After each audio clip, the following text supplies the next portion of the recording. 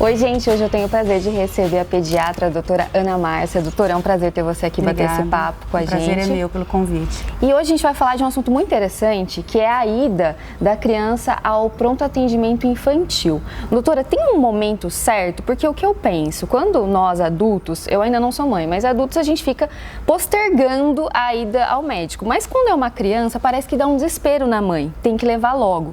E como que a gente lida com isso? Bom, eu acho que, eu sempre falo para meus pacientes, como tudo na vida, é sempre o bom senso, né? Quando a gente, mesmo sendo mãe de primeira viagem, ou quando a gente não sabe lidar com uma situação de dor ou de alguma intercorrência de uma emergência com o filho, a primeira coisa é olhar para ele. A criança sempre fala para a gente o que ela tem, né? Mesmo quando ela não fala.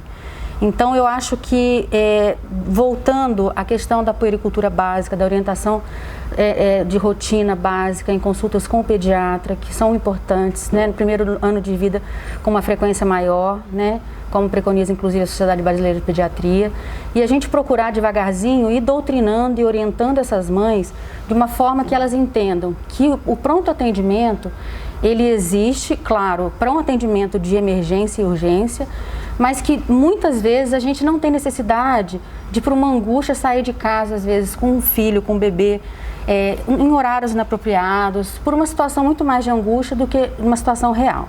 Então, a gente sabe que o pronto atendimento, ele existe para atendimentos, basicamente, de situações de emergência, né? Ou de situações de finais de semana, que você não tenha um suporte médico de atendimento de rotina, para que eles possam resolver o problema agudamente, tá? Uhum.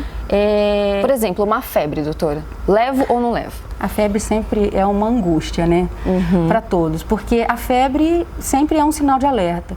E eu costumo falar para as minhas mães e meus pacientes, que bom que a gente tem febre, né? Isso mostra pra gente que o sistema imunológico está ativo, está atuante, que a criança está respondendo, e a gente precisa se preocupar com a febre, sim, mas sempre ter o entendimento de que precisamos, às vezes, aguardar um pouco, né? Muitas vezes eu escuto as mães falarem que foi ao pronto atendimento por uma febre e que chegou lá e o médico não achou nada. Na verdade, não achou nada porque ainda não teve um tempo hábil de desenvolver algum sintoma que pudesse nortear o tratamento, né? Então, a gente não quer dizer que os pais, né, e o paciente em geral não possa ir ao pronto atendimento, né? Mas a gente tem que entender que existem situações que às vezes a gente pode esperar um pouco, você pode medicar em casa, você pode observar a evolução, isso é muito importante. E isso também vai fazendo com que a gente fique mais seguro, né?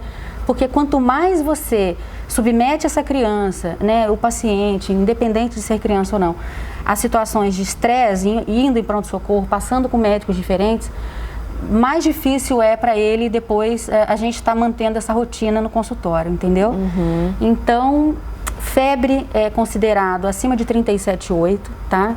Menos que isso, sempre estado febril, né? Subfebril. Eu costumo dizer, esperar um pouco, medicar sempre. A gente não precisa saber tudo que tem logo de pronto, mas a gente sabe, tem noção, tem entendimento de quando você sabe que você precisa realmente levar, né?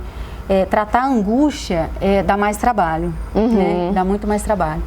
Mas eu acho que para o paciente é o melhor. A gente precisa saber ter um pouco de autocontrole também, né? Como pais para tudo na vida, inclusive, né? Que aí vai todo mundo em situações, exatamente, enche o pronto atendimento, né? A gente gera um estresse. Tem momentos, a gente tem que entender que não temos mais época sazonal, períodos de doenças virais como tinha antes, né? Varicela, que é a catapora. A gente está tendo diarreias em períodos de inverno, diarreias em períodos secos. A gente precisa entender que a gente está exposto, inclusive, a outras doenças em ambiente hospitalar, né? Então, essa conscientização, eu como pediatra, procuro fazer isso na minha consulta de rotina com o meu paciente, né? A gente sabe que a facilidade hoje dos meios de comunicação, o WhatsApp, é uma coisa que facilita um pouco, mas não pode ser uma rotina também, né? O paciente muitas vezes precisa ser examinado, né? A gente pode dar uma orientação, mas a gente não pode dar uma conduta. E a consulta de puericultura e a orientação e a educação do paciente é que faz a diferença, inclusive, nesses períodos de pandemia que a gente sabe que a gente está muito mais exposto a outras patologias também. E doutora, seria interessante também a pessoa evitar, muitas vezes, ir ao pronto atendimento e marcar uma consulta com um pediatra? Eu como médica evito pronto-socorro, pronto atendimento em casos extremos de urgência. Acho que conto na minha vida as vezes que eu fui. Obviamente a gente sabe um pouco, né, para que lado orientar e para que lado tender ao tratamento, mas a gente também é ser humano. E me assusta um pouco a facilidade como as pessoas veem o pronto atendimento como sendo uma rede de apoio que na verdade não deveria ser, né? O seu médico, a gente precisa voltar a retomar a cultura de se ter um médico, né? Como antigamente a gente sabia que era um médico que cuidava de todos da família, Sim. embora a gente tenha as especialidades hoje em separado, mas a gente precisa acreditar que a medicina básica ela ainda funciona na prevenção das doenças. E para a gente encerrar, doutora, quando ir então? Fala, não, desse jeito tem que ir mesmo no pronto atendimento. Então a gente define de novo lá no começo da nossa conversa, né? Procurar o pronto atendimento em situações de emergência ou em situações de urgência ou em situações que você possa perceber que você tem uma vulnerabilidade na saúde, tá? Em casos de traumas, em casos de acidentes, né? Esse períodos de verão, a gente sabe que as crianças estão mais expostas a acidentes domésticos, inclusive, isso é uma coisa que a gente precisa, inclusive, estar mais atento, né? As mães e as babás, a gente precisa ficar um pouco mais atento quanto a isso. Esses casos são casos de pronto atendimento, né? Casos de febre, onde o paciente não tem comprometimento do estado geral, do nível de consciência, de padrão respiratório, a gente pode tolerar pelo menos 24 a 48 horas, observar a evolução e tentar conseguir uma consulta com um médico que já conhece o paciente, que isso sempre é o ideal, e aí realmente em casos de não ter um suporte, procurar o pronto atendimento. Doutora, obrigada, viu? Foi um prazer conversar com você sobre esse tema. E compartilhe esse vídeo, gente. É importante, porque às vezes a gente enche o pronto atendimento, gera estresse, gera nervoso e às vezes demora. Demora, fica aquela coisa, a criança fica chorando, estressada.